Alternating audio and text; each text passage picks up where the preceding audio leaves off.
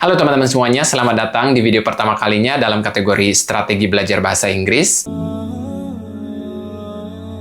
Nah, untuk video kali ini kita hanya berfokus pada pengenalan materinya sebelum kita memperdalam satu persatu dari strategi penguasaan skill bahasa yang akan kita bahas nanti. Dan perlu teman-teman ketahui juga, ketika kita belajar bahasa Inggris, itu tidak akan luput dari yang namanya 4 kemampuan dasar. Yang pertama itu ada speaking, kemudian yang kedua ada listening, yang ketiga ada writing, dan yang terakhir ada reading. Dan jika kita lihat lebih jelas lagi, ternyata speaking juga pasangannya itu lebih ke listening, sementara untuk reading itu lebih ke writing. Nah, menariknya di playlist ini kita akan lebih fokus pada strateginya. Tentunya banyak sekali orang-orang yang belajar bahasa Inggris tetapi dengan speed yang berbeda. Dan kalau kita analogikan ke dalam balapan motor misalnya ya, kita seolah-olah di sini ingin mengambil jalan pintas. Dan mengambil jalan pintas dalam hal belajar bahasa Inggris ini tentunya hal yang valid. Semakin cepat kita menguasai bahasa, semakin efisien atau menghemat waktu juga. Dan sudah disebutkan tadi juga, ada 4 skill bahasa yang fundamental sekali untuk kita ketahui, tetapi masih ada micro skills bahasa yang lainnya. Yang pertama itu ada vocabulary, ada pronunciation, kemudian ada grammar juga. Dan semua hal ini membentuk bahasa. Nah, kita sekarang mulai dulu dari speaking. Siapa yang tidak tahu dengan skill speaking ini ya, karena ini yang memang sangat populer sekali dan ingin kita kuasai ketika kita mendengar kata bahasa seperti begitu ya. Dan disinilah kita akan mempelajari bagaimana cara improve pronunciation kita dengan mempelajari misalnya di sini tongue twister. Untuk contoh dari tongue twisters ini misalnya Peter Piper picked a pack of pickled peppers, kayak gitu ya. Peter Piper picked a pack of pickled peppers. Jadi jika kita perhatikan di sini, kita mencoba untuk improve pronunciation dalam hal P-nya. Dan inilah salah satu strategi yang akan kita bahas juga nanti. Dan ini untuk speaking serta pronunciation. Kemudian untuk listening, salah satunya yang akan kita bahas nanti yakni paralinguistic features. Di mana paralinguistic features ini bisa kita gunakan ketika kita belajar dengan orang yang memang benar-benar sangat asing dengan bahasa Inggris ini. Di sini misalnya saya bertemu dengan orang A. Si orang A ini dia belum bisa bahasa Inggris sama sekali, tetapi kita memberikan paralinguistic features, misalnya bathroom, sleep.